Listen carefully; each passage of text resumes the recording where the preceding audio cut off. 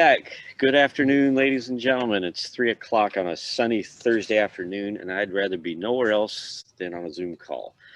Just kidding. We're super thrilled to have another edition, another installment of our Kitsap Legislative Pulse, sponsored by our Silverdale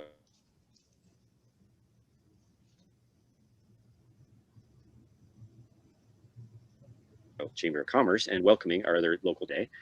Our legislative pulse session is meant to educate and inform our membership and our community in greater community about all things that are going on and perhaps impacting our local business community. So today's topic is very timely. We have Joe Rutan and Jeff Shea. I hope I'm pronouncing your names correctly. They're going to talk about some interesting things coming out of Kitsap Public Works concerning development impact fees. I think we had a little introduction to this during our Central Kitsap Community Council meeting, which was a week or two ago. And I got to be honest, I was a little taken aback. I was shocked to hear of the development impact fees. I didn't know that they were coming down the pike very quickly and in such great force. So we'll look forward to hearing the presentation, talk about sort of the genesis of where this came from, as well as what the next steps are in the process. And then we'll probably have some time for Q&A, as well as some member comments towards the end of our session today. So again, I'm Dave Montour. I'm the chair of your Silverdale Government Affairs Committee. David Evans is our CEO. Welcome to our Kitsap Business Forum. Joe Rutan and Jeff Shea, I'll turn it over to you. Thank you very much. I'm Joe Rutan. Iric, can you take that down just for a minute? I'm going to speak just briefly. So once again, I'm Joe Rutan. I'm the County Engineer, Assistant Director of Public Works. To my left is Jeff Shea, also an engineer, our Traffic Engineering Manager for Kitsap County. We're going to talk about population growth and congestion. Population growth and its related development in Kitsap County is creating increased congestion on the roadway system. Growth projections show that many of our roadways will be experiencing unacceptable levels of congestion in the future. The Growth Management Act requires that facilities be in place or planned for and funded to accommodate the experienced growth in traffic. The current transportation impact fee of $700 per additional peak travel trip is disproportionately low compared to the impact of the additional traffic and the improvements required to meet their needs. The solutions available to the county are to build the facilities needed to lower, the solutions available to the county are build the transportation facilities needed to handle the growth, or reduce our adopted levels of service to allow for more congestion. Downzoning is another option, although current comprehensive plan does not allow for this, as it directs the county to plan for and accept a certain amount of population growth. So that's a key fact I want to emphasize as we're going through this. The Growth Management Act requires that we either account for the growth and build the facilities needed, we lower our adopted level of service to just live with the congestion, or we downzone to allow less growth. But that really isn't an option currently because of our current comprehensive plan. So Kitsap County Public Works is proposing an option that will allow houses to still be developed, the growth plan for and the comprehensive plan achieved, but not lower our acceptable levels of congestion. Our proposal would be to increase the transportation fees to appropriately distribute the costs of the required improvements to the roadway system to provide for the increased traffic due to the new development. And with that, I'm going to turn this over to Jeff Shea to go through a presentation of how these were developed. Okay. Thank you, Eric. In 1990, Washington passed the Growth Management Act, and along with that act, local agencies were allowed to collect impact fee from developers. Impact fees were allowed for transportations, schools, and parks. The impact fees are meant to ensure that infrastructure is available for new growth. This afternoon, like I said, this is going to be the actual presentation, so I'll just read. This evening, our recommendation only addresses transportation impact fees. Traffic impact fees are set up to ensure that road capacity is available for the added traffic new development or growth puts on it. The impact fee system was developed to allow agencies to collect money directly from developers, but be fair and treat each one equally. Under the impact fee program, developers are charged an amount for each new trip that they put on our roadway system. The primary purpose of this is to keep congestion at an acceptable level. We measure congestion by level of service, and throughout this presentation, road failures will refer to roads that have unacceptable congestion or level of service. Next slide, please.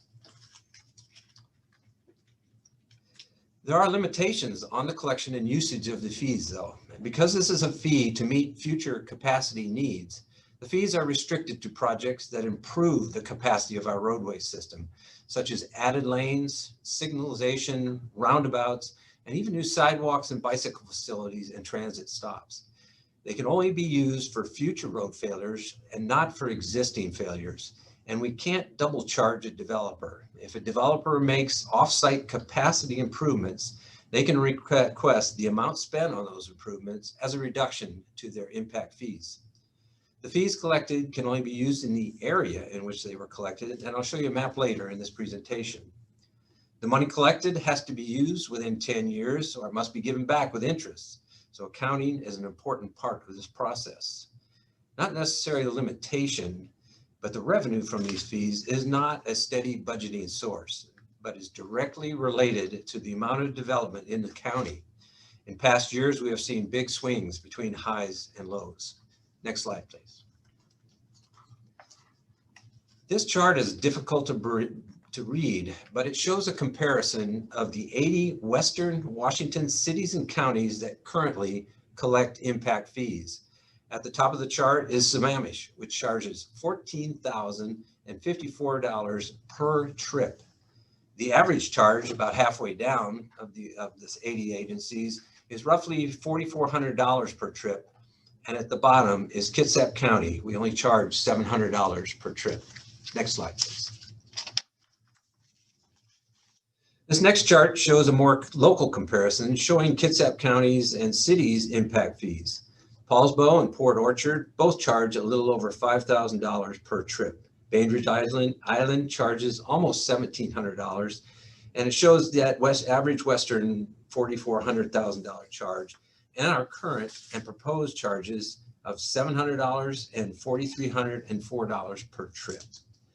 To put this in perspective, we determine how many trips a specific land use will generate by referring to the Institute of Transportation Engineers Trip Generation Manual. This manual is a collection of 3 volumes that literally uses thousands of traffic studies to determine the average number of trips a land use will generate. It tells us how many PM peak trips will be generated. That is the time we are interested in because it's the time most traffic congestion occurs. As an example, a single family resident generates on average nearly 1 PM peak trip per day. So for each home a developer builds, he or she would pay what is on this chart. Next slide, please. And as I mentioned earlier in this presentation, we have to spend the money where we collect it. This map shows the 4 service areas where we will be collecting and using the revenues.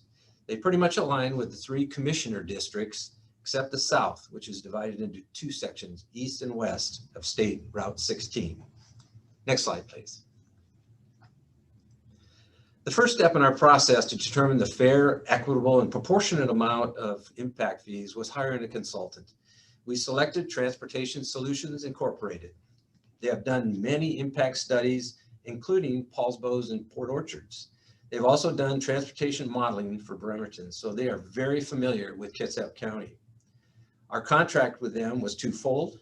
First, we asked them to improve our transportation computer model. Our current one was based on an old computer model, which is not widely used and user-friendly. A calibrated model is critical to this process. This was a challenging and time-consuming effort due to the COVID influence on our traffic patterns. The model provides two key elements to determine our impact fee. First, it predicts how many new vehicle trips will be generated from the projected development due to growth. Secondly, the model predicts what roadway system failures or too much congestion will occur with the new development. Next slide, please. The last two slides walk through the process of determining the actual impact fee. So our new and calibrated model with the future growth predicted both our road failures and how many new trips would be generated on our roads. To fix these road failures, we developed 100 capacity improvement projects to bring the roads back to acceptable levels of service. Very importantly, we had to separate the developer share of these improvements from the total cost of those projects. This is referred to as the growth share. And finally, a simple division of the total developer share of the approved costs by the number of new trips generated by the growth calculates out to the impact fee. And this final slide, we will show you the numbers. So the final slide shows the numbers for each of the steps. Normal procedure for calculating impact fee is to look out 20 years. So we started looking into this. Our study began in 2016. That's when we started looking. The study we started this last year, but the look was at 2016, which coincides with our last update to the comprehensive plan. So our planning horizon is out to 2036. Our model predicted we will see 21,582 additional vehicle trips on our roadway by that time. Those 100 road improvement projects will cost us an estimated $297 million. But the growth share, or the developer share of those costs, is about a third of that at $93 million. Dividing the $93 million by 21,582 trips calculates out to that number on the chart, which is $4,304 per trip. And that is our recommended change to Kitsap County's impact fee. And with that increase, we could see a revenue of from $5 to $6 million a year with healthy growth in the county. With that, I'll turn it back to Joe. Eric, please leave that there for a second. I want to address that first bullet item, the planning horizon. The reason why it begins in 2016 is that was our last comprehensive update, our last comp plan. It is scheduled to be updated this year. So we would be, once that gets done, we potentially would have new numbers, but the numbers that are vetted through the elected officials that I mentioned, the comp plan that's part of our Growth Management Act. That's why we're using that that planning horizon, because that once again is the planning horizon of the comp plan. Ira, go ahead and you can bring back the camera. We gave this presentation to, you're the 12th community group we've given this to, and there is some very common questions that we received from the groups and some very common concerns. So I'm going to very briefly try to address some of those and see if they answer some of your questions, maybe generate some more. Some important things to remember is that low income housing, both single family and multifamily, is exempt from this if the single family house is constructed for habitation by people that are making 80% of the median household income or less. They are then exempt from this. Also, multifamily housing, if it's 60% of the median household income, then they would be exempt from this. Another important point, as Jeff mentioned, the transportation impact fees will only pay for slightly less than a third of the cost that we know we will be incurring to develop, just to manage growth, not maintain our system or build new facilities, just to deal with capacity growth. The other 2/3 of those funds will be coming from county taxpayers and any grants that we can receive through federal or state grants. The federal infrastructure plans that we hear about, we're tracking right now, those look like those would be funds that would be coming to existing programs such as state transportation program, other programs that we would have to compete for. They're not going to be direct reimbursements to the county. So we will be counting on those infrastructure grants to help the county pay for the other 2/3 of these costs. Another important thing to remember, especially for you folks in Silverdale, because I've used this example, I've used Silverdale's example and the other 11 groups, is if you are redeveloping something based on the trip generation that was there before and what you're generating, you might not pay anything. The example I've used is that if there's a big old Home Depot box building sitting in Silverdale, and you go in there and redevelop that thing as a daycare or something else, we will look at what that facility generated prior, compare it to what you're generating in your redevelopment, and you could pay very little or to no impact fee based on those recalculations. So this does encourage redevelopment. Also, currently our ridiculously low $700 per trip is encouraging development in the rural areas, which is not what we want to do under growth management.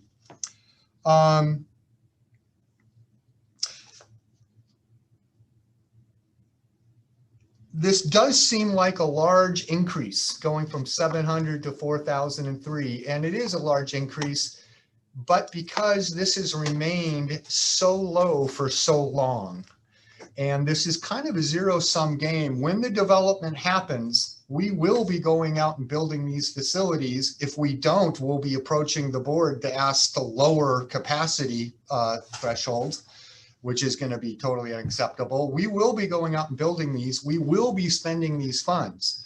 So if development is not paying their share, that means other people that are paying into the system are.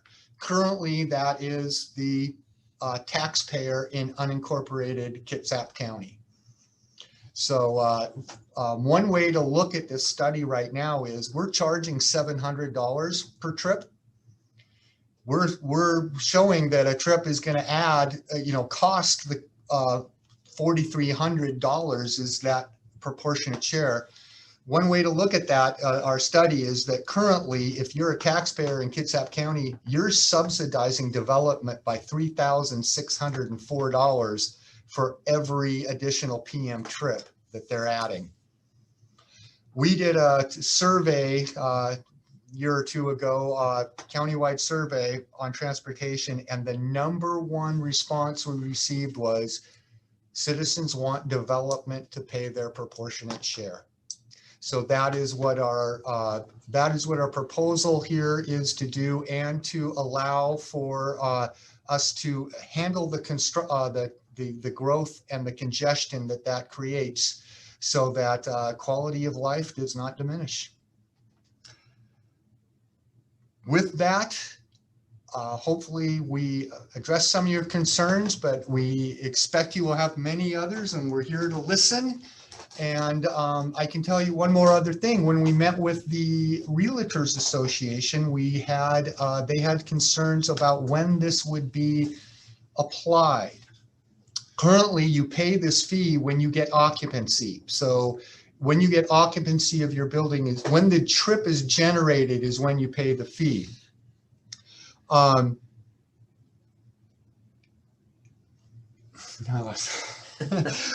We're going to get a completed package. Right. So I'm sorry, I lost my thought on that item. It's been a long day, and this is our 15th presentation. I'm trying to anticipate questions, and maybe I shouldn't do that. I should just let you hit us with questions.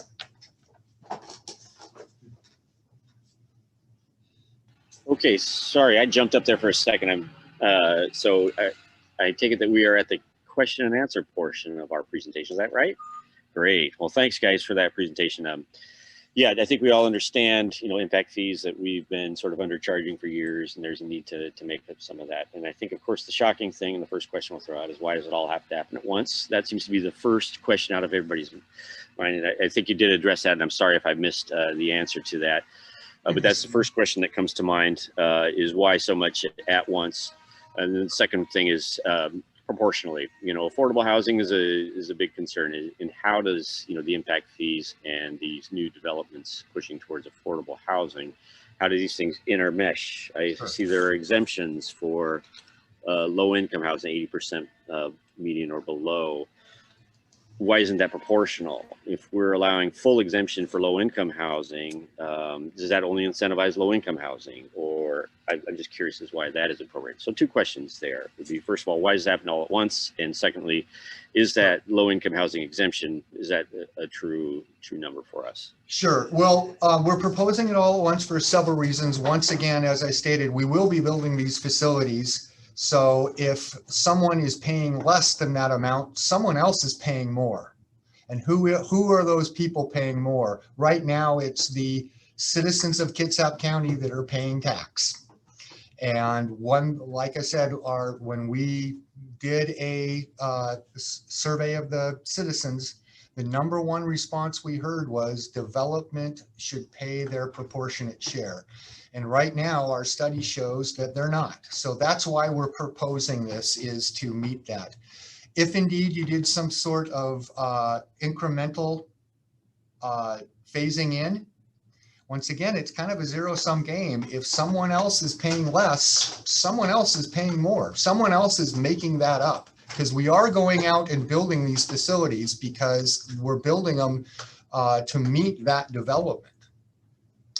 So that is why we're proposing it as it is. We're trying to meet the desires of the citizens that we heard, that they want developers to pay their share, and they don't want to subsidize that developer. As far as the second question, why so much? Or I think it was more about the exemptions for low income housing. All low income housing being exempt from impact fee. Yeah, that is currently the way the ordinance is written, and we are not proposing to change it. You may want to add that about, we did try to raise it at one time, but yeah, going back to the issue of why all now, really the Public Works in the county did look at this at times in the past. Growth and its related congestion was just not the topic and the pain that in the past that people are now. It did not have the community and political will to move on, because growth and capacity just were not the hot button issues that they are now, and becoming more and more. Great. So I do have a couple more questions. I'll put it out to our folks in attendance too. If you have anything that's not input into chat or Q&A, go ahead and raise your hand, and we'll make sure that you have a chance. There's a small enough group on the call today that we can call folks individually. But one question, and I think you'll probably get this from a number of folks, and sort of about impact fees in general, is that developers need to pay their fair share, their proportional share. Now, a lot of this stuff is just straight pass through. Developers see the fees coming, they know how to build it into the structure and cost and pass it directly through to the consumer, in the end, either the renter or the homeowner. So the fee is actually absorbed, down the line, and not really paid by the developer. So maybe you want to address those comments, and because that is a common thread that I hear, is that the developers are just going to pass it through anyway, so it ends up in the lap of the consumer anyway. Sure, and that is fair, and it's that consumer who moved into the house that created the trips, that created this is, they're paying their share of that increased growth. But I think that's just the nature of. It is. There's one study out there that says, you know, even though we know that's there and we know a builder is not going to build something unless he makes money, but the true value or the true cost of the house is more market driven right now. I bought a house 2 months ago. I paid $35,000 over asking just so I could compete to get it. That cost of that house was not related to the cost of wood. It wasn't related to the cost of an impact fee. It's related to the cost of supply and demand.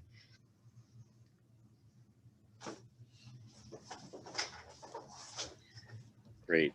Thanks for that. Yeah, I felt it. Yeah, that's quite a chunk. I'll throw that out to our folks on the call and see if there are any questions from our folks out there. And I don't see anybody raising their hands. David Emmons, did you want to chime in here real quickly?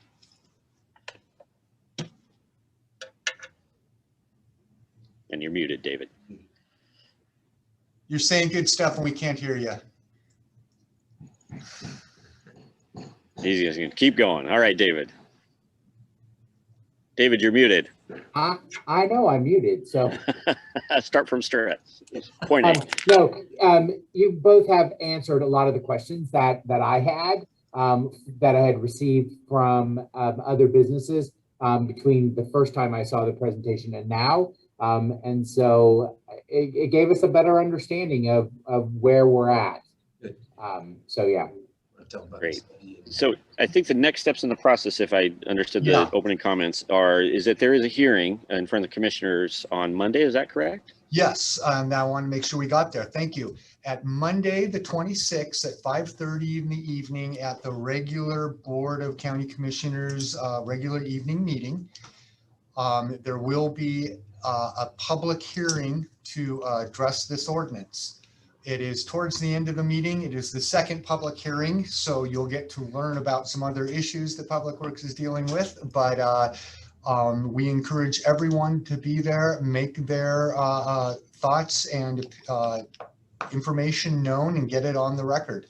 So once again, that will be Monday. It will be a Zoom meeting, so it's something. If you're on this meeting, I know you can do Zoom.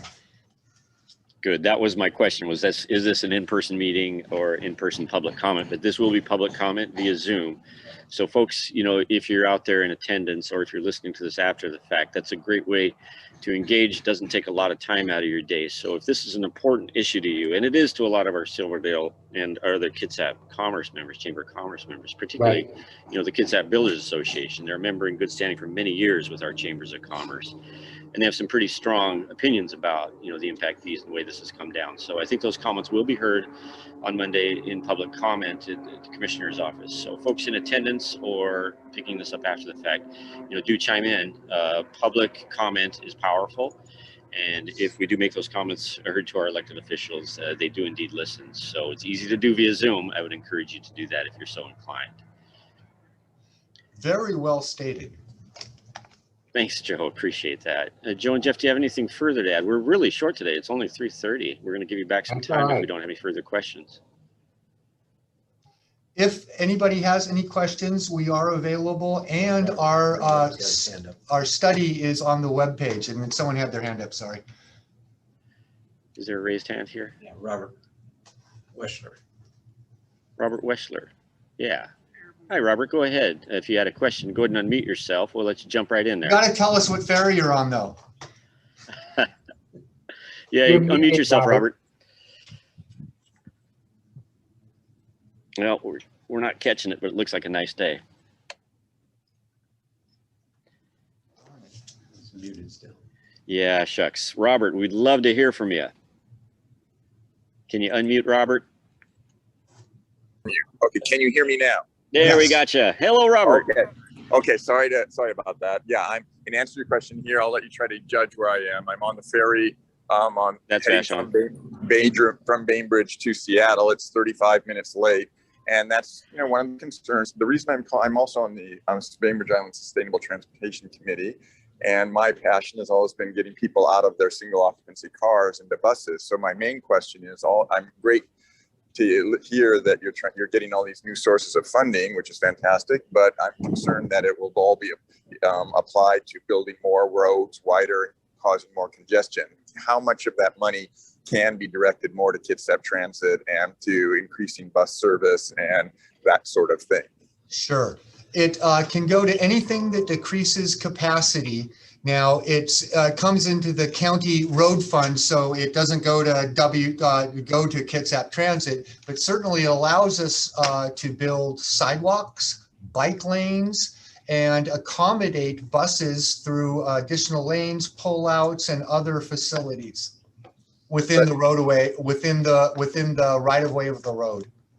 Well, for what it's worth, then, is there's some reason we can't adjust the rules so that you can apply a great portion of that funding to the operating costs of the buses. In other words, if you give X amount of money to engineers, of course, they're going to figure out ways to design more roads. And if you build it, they will come. And what we're trying to do is get people out of their cars, which means giving them the opportunities by having more frequent bus service. So for what it's worth, I would just advocate whatever needs to be done to change that policy such that these funds can be applied to the operating expenses of things like Kitsap Transit. Okay. Yeah, I don't know if growth management allows that or not. Since this is collected by the County Public Works Department, it goes into the road fund, which is a utility fund. Once it's in the road fund and colored with road money, I can only use that money on a road system within the right of way, which is why, I don't even know. That's an interesting, I've never seen TIFs used that way. That would have to be a TIF collected by them, I believe. Yeah, so I realize that's been the tradition until now. The world is changing fast, especially with climate change and all that. And so whatever it takes to get those rules changed such that we can start applying those funds more towards public transit than to building more roads. That would be what I would advocate for. Yeah, and I foresee the world going that way, and that is going to be a discussion in Olympia, since that is state rules. And yeah, that is very much the theme of transportation. We're not going to build our way out of growth, folks. Right. So, okay, well, thank you for doing that. And short of not being able to use it for operating funds, I do apply it to things like you were suggesting, jump lanes for buses and things like that. Yeah. Thank you. Okay, thank you. Thank you, Robert. Those good comments. Appreciate that. Great. Anybody else on the call? Anybody from the other chambers want to chime in or have any questions from membership? If not, we'll sort of wrap our comments there. Joe, Jeff, anything further to add? That analysis is available on our webpage, as is our contact information. If you're anything like me, your good question will hit you about 10 o'clock tonight. So or 2 minutes after we end the call, right? Exactly. Great. So if I get a phone call, I will not be surprised. I'll be pleasantly surprised. There we go. Okay, gentlemen. Good. Well, we'll wrap there. So I want to thank our panelists today. David, you had to say something to add here? I do. Just remember that we also have a Kitsap Legislative Pulse for August, which is going to be the last week or next Thursday. We realize that it's still in July, but it's about the EMS bond levy with Chief Oliver talking about the bond levy. So stay tuned for information about that. And it's been in the Monday morning memo and the business brief. So hopefully you'll do that, because another very important topic for Kitsap County and Central Kitsap. So thank you all for coming, and I appreciate it. Take care. Thank you, David. Thanks, everyone.